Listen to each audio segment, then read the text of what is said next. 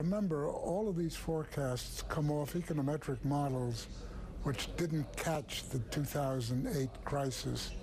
And so you have to be very careful about using them to evaluate this type of problem. The crisis I'm referring to is not the fiscal cliff crisis, but the broad crisis with respect to debt.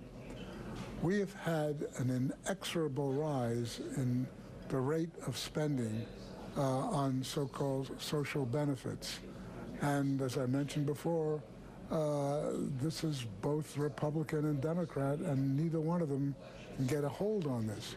But what the data very clearly show is that as social benefits rise, the savings, the domestic savings of the American economy declines. And that is basically the root source of funding for capital investment. And capital investment is where productivity comes from, and productivity is where economic growth comes from.